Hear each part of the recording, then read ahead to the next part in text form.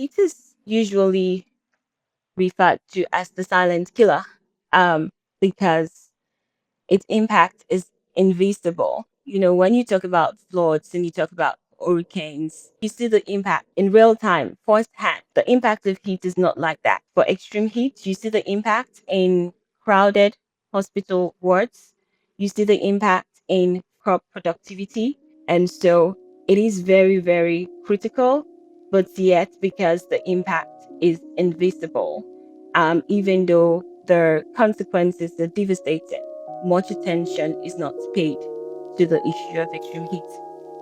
Welcome back to Black Earth Podcast with me, Marion Osieyo. Black Earth is an award-winning podcast celebrating nature and the incredible Black women leaders in the environmental movement. In today's conversation, I'm joined by Eugenia Kargbo from Freetown, Sierra Leone. Eugenia is Africa's first Chief Heat Officer and a Senior Heat Strategist at Climate Resilience for All. Eugenia works on one of the most urgent and least understood impacts of climate change, extreme heat. This is a conversation about the human story of extreme heat, how it impacts our lives, and what it takes to make true progress to build resilience for everyone.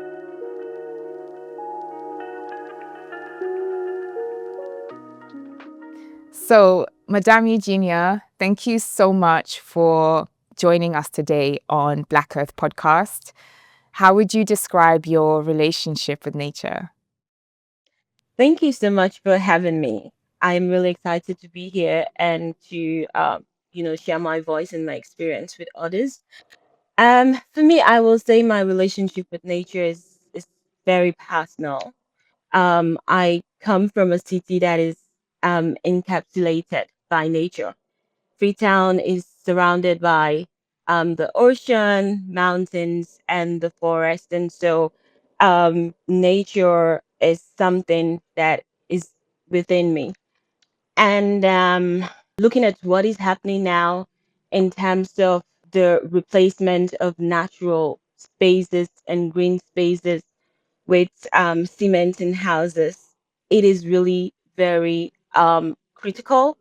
And for me, when I move to the city and I work underneath shade trees, I feel both, I really feel both comfort, but also a sense of high responsibility.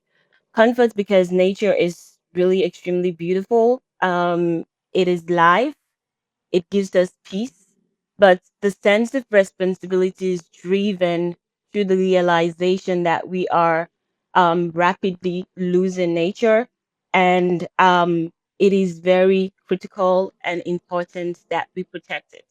So for me, nature is not just professional because of the work that I do. It is also rooted in my alley days. Hmm. Thank you so much for sharing that, Madame Eugenia. The first time I read about you was in 2021 when you were appointed the Chief Heat Officer of Freetown.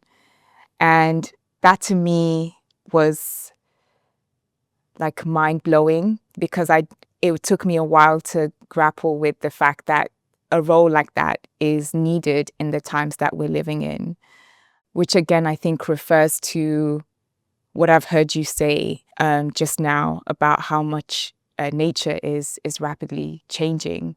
Why was that role created for Freetown, and what type of work have you been doing in this role? Thank you so much. When I was appointed as TP2 in 2021, the issue of extreme heat, the understanding also was very limited. So it was even difficult to explain the role. But at that point, we were already experiencing rise in temperature, and the science was there to prove that. And so the city signed up um, to protect its residents from extreme heat, and I was appointed to do the work, working with the city and city leadership, but also with communities to design plans and design programs and implement community-led programs to help build resilience and help residents adapt, particularly focusing on those who are most vulnerable. So that's the work I have been doing, and it has been quite a journey. I'd love to delve in a bit more into what rising heat and extreme heat actually looks like in practice. What are the main causes of rising heat in Freetown? So the story of heat in Freetown is tied to urban growth, urbanization. After the 10 years civil war, the population of Freetown tripled, and mainly due to urban rural migration, so people moving from the interior areas of the country into Freetown, and that is also climate induced. And with that comes massive deforestation. The land cover areas of Freetown that used to protect us, the western area, peninsular forest, and the coastal lines that were filled with mangroves have been badly deforested. And so that in itself is creating a lot of environmental issues. In addition to that, 90% of our infrastructures, our roads, our buildings, are built from corrugated iron sheets and cement, and these are heat trapping materials and they absorb the heat.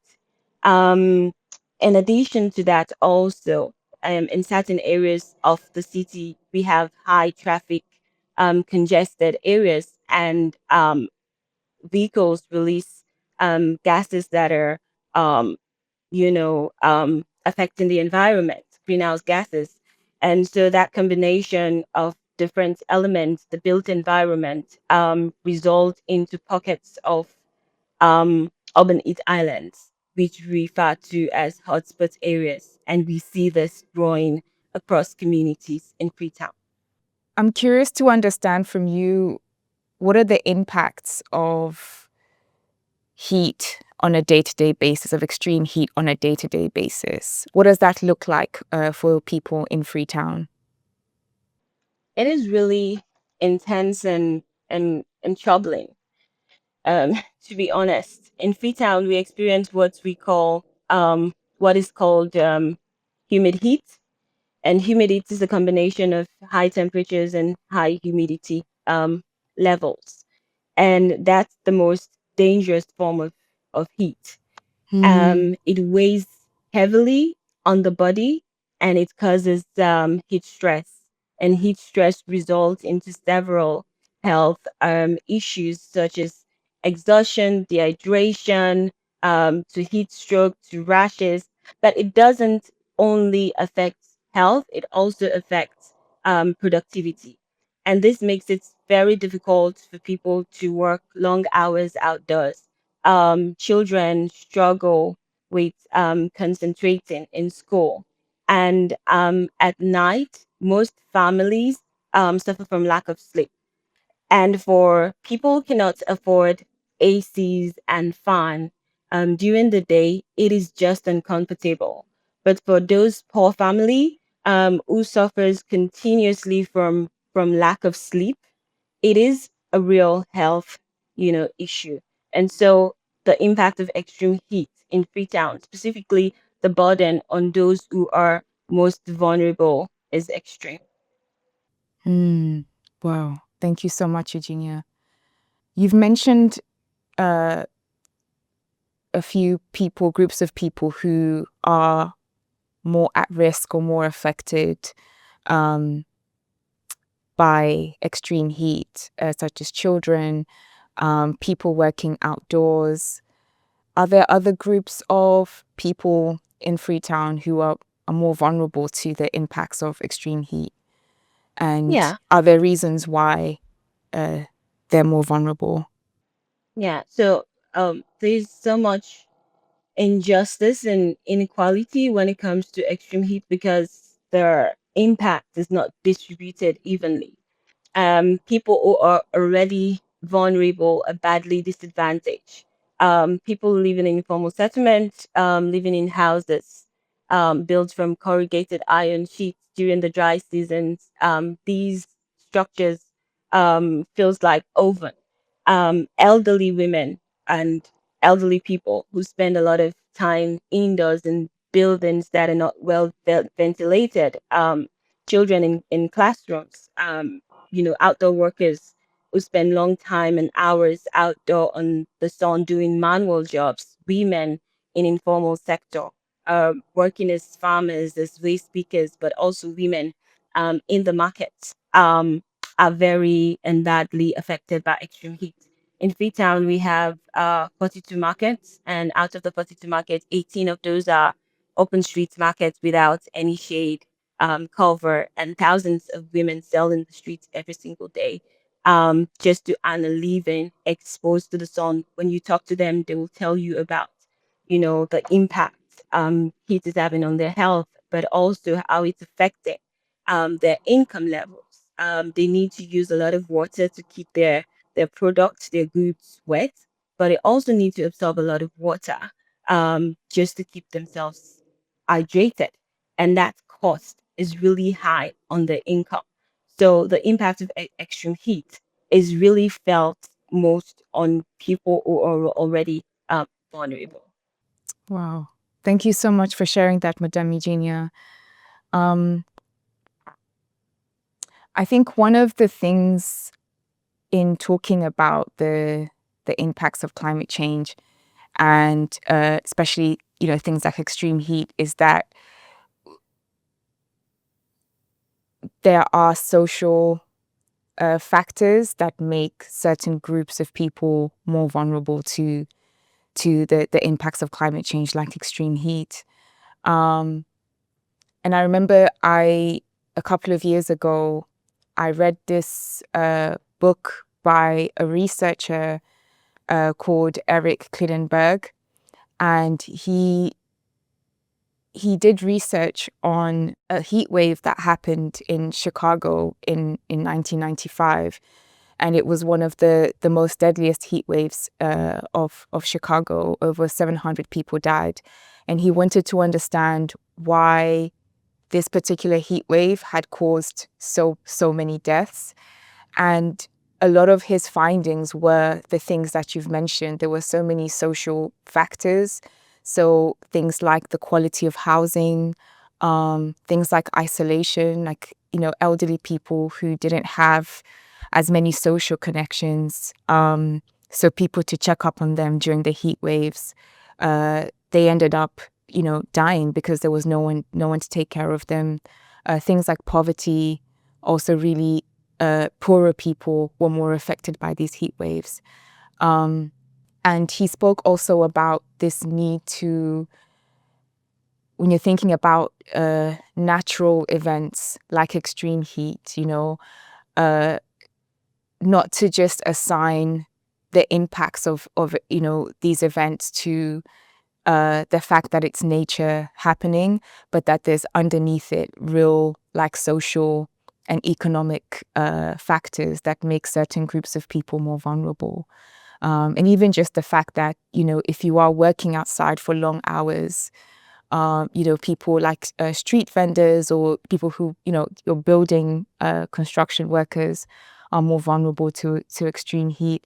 And also, when you think about workers, it's also animals, certain cattle who are spending long days outside also are part of the workers and living beings who are affected by the impacts of extreme heat. So I'm super grateful that your work and the impact of your work is meaningfully addressing these issues and showing the social nature of climate events like rising heat temperatures.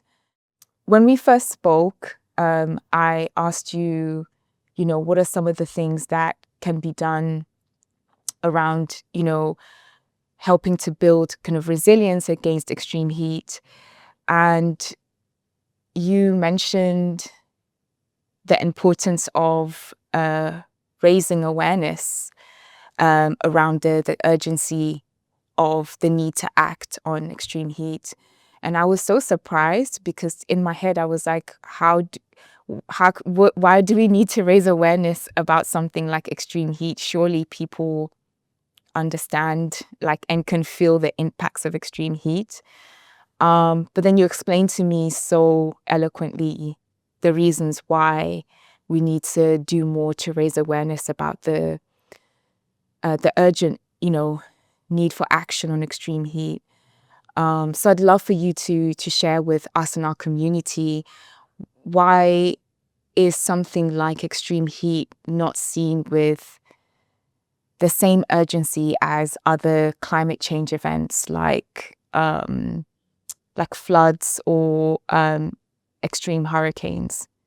Thank you so much for that. So the issue we have with this is because the understanding, firstly, of the concept of extreme heat, the problem, um, is very, very little, even in terms of data availability. Um, it is very, very inadequate. But heat is usually referred to as the silent killer, because its impact is invisible. When you talk Mm, about floods and you talk about hurricanes, like you see the impact in real time, firsthand. You see washing cars and washing homes. You see fine roofs, but the impact of heat is not like that. For extreme heat, you see the impact in crowded hospital wards. You see the impact in failed crop productivity. You see the impact in people collapsing in markets. And so because the impact is invisible, it is very difficult to for cities, for people to give the urgency to this particular issue that it deserves. And for me, it is really, really kind of interesting because there's no way to run from the heat. There's no escape from the heat. When it's hot everywhere, hmm, and there's no room to escape. It cuts through boundaries. There's no border, and so it is very, very critical. But yet, because the impact is invisible, even though the consequences are devastating, much attention is not paid to the issue of extreme. hmm. Wow. Thank you so much for sharing that, Madame Eugenia. As I have heard you speak, it's led me to also see some similarities with another, I would say, silent killer, which is air pollution. And air pollution is something that in this podcast we've covered a few times. Um, and I think these issues that have gradual impacts over time, like these climate change impacts over time, they are much harder to like understand or assess, as you've said, because the impacts happen over a long period of time. Um, and so once people start to see the real impacts of, things like extreme heat or air pollution, there's been so much damage that's built up over time. Um, in the environmental space, we refer to this type of climate change impacts as slow onset climate change because unlike events like hurricanes or extreme flooding, which are very rapid and they happen instantly, climate change impacts like air pollution and extreme heat usually happen over years or build up over years or decades, which then mean that the impacts are much more complex, much deeper, and sometimes harder to detect. So someone might go to hospital because are suffering from a symptom of extreme heat, but it may not be as easy to detect that it's extreme heat that's causing it because another symptom is being detected instead. Um, So there's something just based off of my observation of speaking with you and Rosamond and Agnes, who are the other experts on clean air and air pollution. There's something about finding ways to really make clear the importance of acting on these types of climate change impacts.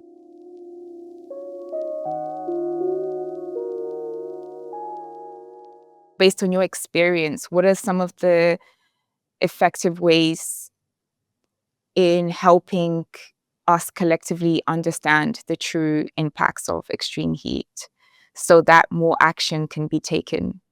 So I will say three things. Firstly, I will say we need more education.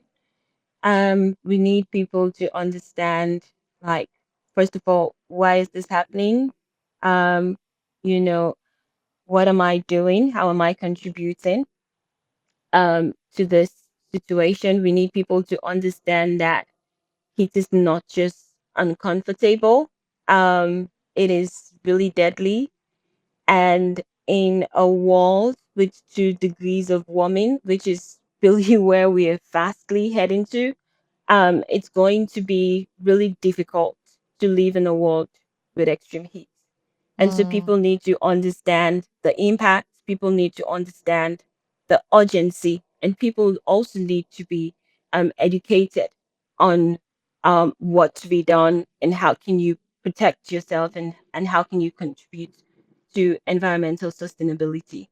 mm, Um, the second thing I'll say is data is really critical. Based on my experience working in this space, it is really difficult to convince leaders if there is no data and there is no evidence. And in 2022, I had the opportunity to of working with NOAA, an institution in the US, to conduct a heat mapping assessment across Freetown, and the data shows that communities across Freetown are warming up faster, and so that really helped in terms of, setting the context and getting the city leadership to understand that, this is a problem and it's not going to stop. And we need to ensure that we're prioritizing this. Um, and it helps us in terms of, planning and prioritization and developing, sustainable solutions where it is most needed. And the third point I like to raise is, storytelling. Um, Getting people to share their experiences of how heat is affecting their daily lives, how it's impacting, their livelihood is very important. And the combination of the science and the human side makes this very, very um, very, very relatable and quick for people to understand the issue and relate to it. mm. Wow, thank you. Earlier this year, you launched the Freetown Heat Action Plan. I'd love to understand what that is, um, and what led you to develop this heat action plan. Yeah. So we launched our first heat action plan for the city of Freetown in February this year. During the first African Urban Heat Summit, where we had um, several other cities from West Africa in Freetown to attend the event, and it was really, really inspiring. The Heat Action Plan for Freetown was launched as a roadmap. Um, it's not about a quick fix. The issues are systemic, and so we do understand and realize that heat is urgent, but the plan is about combining that urgency and medium and long term planning, because that is what is needed to really change and transform or reverse the trend that we see today. The plan focuses on three main or key areas. The first is on the engagement, coordination, and also ensuring that residents are prepared ahead of its event. So it's about raising the awareness, mobilizing communities, but also building, the systems, and setting the systems in place to ensure that residents are prepared.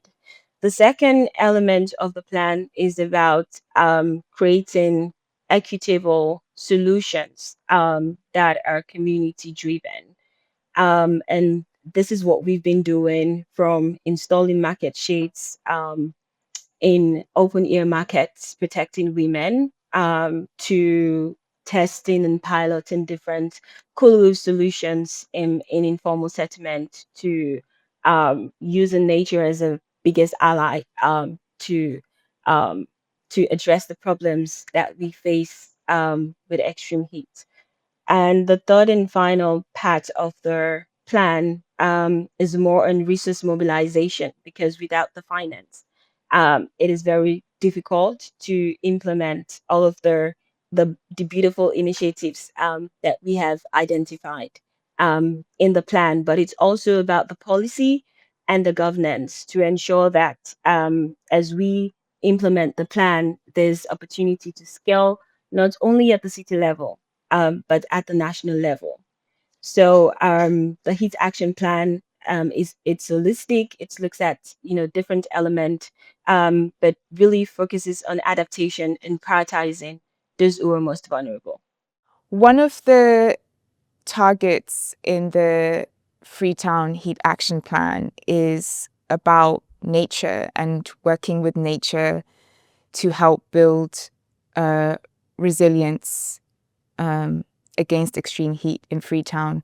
Can you tell us more about that and how working with nature helps to build heat resilience? As I said, nature is one of our biggest allies. Trees are like natural air conditioners. They provide shades, they release moisture, which helps to cool the environment and the surrounding, and they protect our water sources. Um, and this is why for us, our tree Mm. planting work that we're doing in Freetown is not an act of planting trees. It is about bringing nature back into our urban spaces. So we set ourselves a target to plant 1 million trees by 2023. At the moment, we're at 1.2 million trees with 80% survival rates. The reason why for Freetown a tree planting model is famous and really very special is because it is community based and community led. The program was co created and co designed, but also implemented by communities. Communities are at the forefront of the tree planting work. And it's not only about the planting, it's about the growth of the trees. So communities are paid to plant, but also provide care and maintenance of the trees. We also geotag each of the trees and use a, a mobile device, the tree tracking app, to monitor the growth of the trees, but also to track the survivability. And we're planting trees in different parts of the cities in different land use typologies. We're planting mangroves using different species. So mangroves in the coastal areas. We're planting forest trees in the hillside to reforest the degraded and the deforested areas. We're planting trees in backyards, in communities along the streets to increase the level of tree canopies across the city and to increase shade and cooling. Wow, thank you. Um, you've mentioned that one of the reasons the tree planting scheme is well known is because of the fact that it's owned and co-created with communities.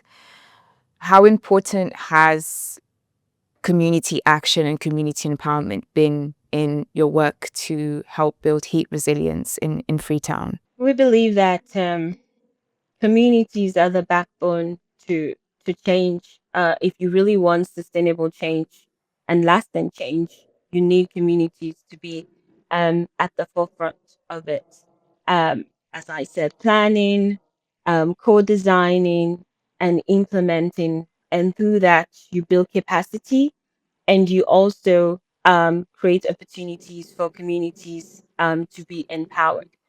Through a Freetown to Freetown project alone, we have created jobs for over 3,000 young people who now serve as ambassadors, climate ambassadors in communities. And those young people are doing wonders and amazing work, pioneering climate solutions at the local level in their various communities. And for me, this is what empowerment is.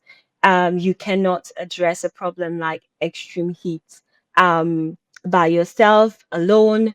It doesn't have to be, and it cannot be a top bottom approach. You need communities to own the process, and you need communities to drive the process.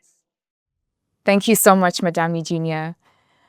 Um, I see you as a leader who is working at the frontiers of like climate leadership and what it means to be a leader in the 21st century.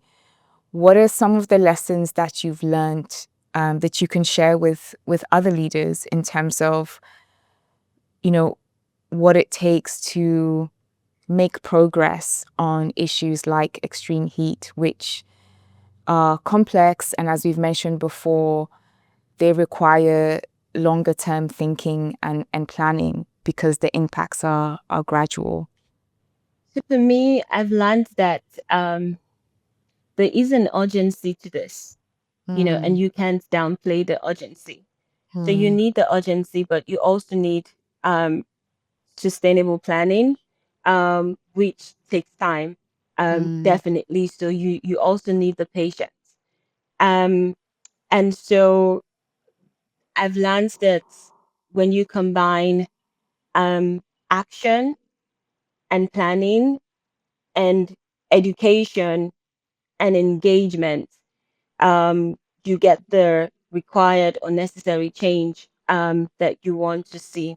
But also, I've also learned that um, data drives decisions, but stories change minds and they move people. And when you combine the science and the human side, it really creates the impact, the urgency, and drives the change that is needed to address the problems of heat and climate change. wow.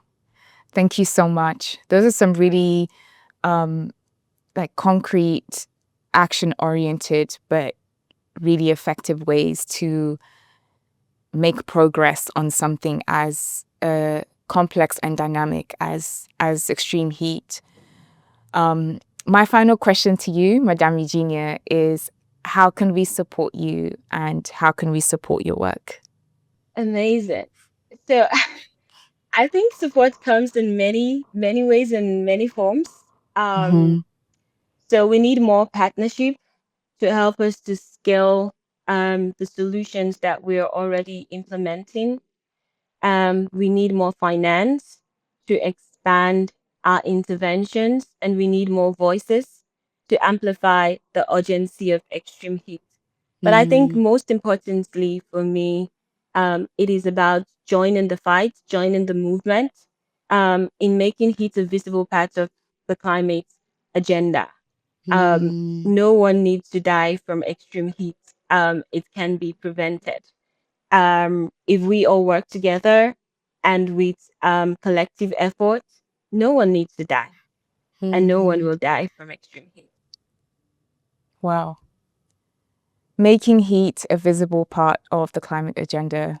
Thank you so much for sharing that. And I think you're doing a brilliant job in really helping us understand what it really takes to make progress in building resilience for everyone on extreme heat. I want to thank you for your time and I want to thank you for your leadership, Madame Eugenia. And I'm so grateful to have had this conversation with you and really looking forward to seeing the type of impact it will inspire in the world and in our community. So thank you, Madame Eugenia. Thank you so much, Marion, for having me. Thank you.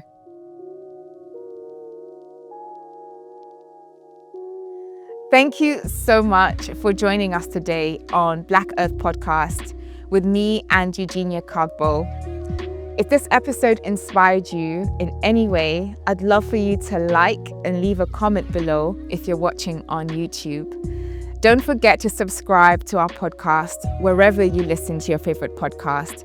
And you can also connect with us on Instagram, TikTok, and LinkedIn at Black Earth Podcast. This season of Black Earth Podcast is made possible because I have an amazing team around me. So first and foremost, thank you to Kaz Watson, our impact producer. Thank you to Shanice DaCosta, our visual design artist. Thank you to our funding partner, Synchronicity Earth.